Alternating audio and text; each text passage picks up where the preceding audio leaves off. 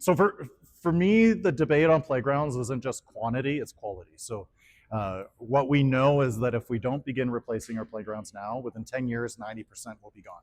So again, for me, it's about making sure that we're funding the investments appropriately to be able to replace what we have.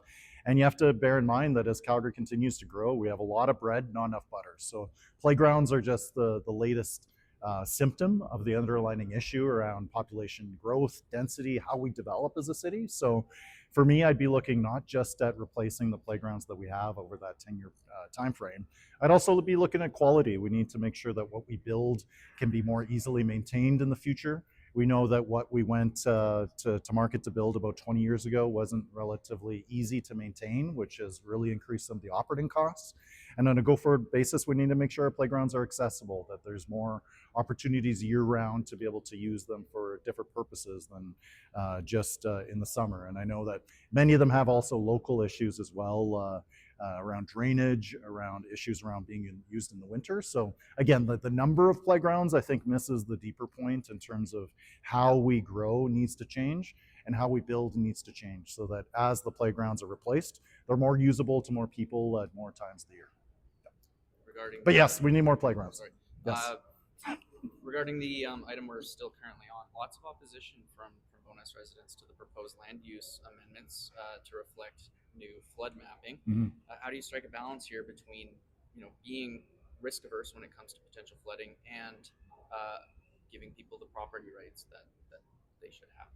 Yeah, I think we need to strike the balance appropriately, and I think what we've been able to do with the Elbow River is to work through significant capital infrastructure improvements to be able to reduce the overall risk to our downtown.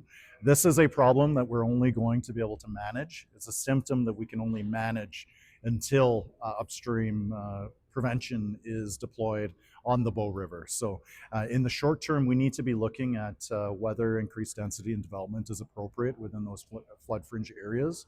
We need to be clear about expectations as well in terms of when and how government should, or if government should be stepping in to replace some of those private losses, given what we know about the current capacity. And we also need to better manage the trade-offs in terms of the overall community benefit and need that's required from certain infrastructure projects versus some of the private interests. So what we know works is upstream mitigation. That's the only way that we're going to be able to solve this problem once and for all. And in the short term, debates over planning and land use are going to be necessary, but only to be able to manage the symptoms of the issue. Does the public safety argument bear weight that the city is making? Yeah, I think the public safety argument is pivotal here, in that it's not just the select interests of a few private homeowners. It's the overall benefit that we need to trade off here. So public safety is a major issue for the city of Calgary. It's one of the major reasons that we have a municipal government in the first place.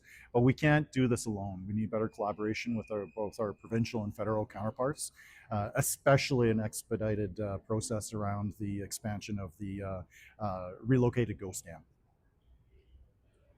Do you think that project could be expedited? You've advocated for it, but we heard 2035 as the likely year of operation for it.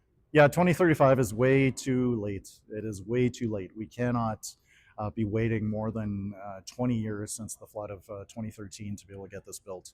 So I strongly support better collaboration and consultation with our First Nation neighbors. We want to make sure that this infrastructure project is built right and done right the first time around. There are obviously trade-offs when it comes to any major infrastructure project like that, and I think that the silver lining is that this relocated and expanded dam actually comes alongside greater electricity generation options as compared to the criticism that was levied on the Springbank off-stream reservoir. So with an expanded ghost dam, it allows for greater recreational amenities, greater electricity generation, greater economic development potential, rather than what arguably leaves the land at the Springbank reservoir site relatively sterile.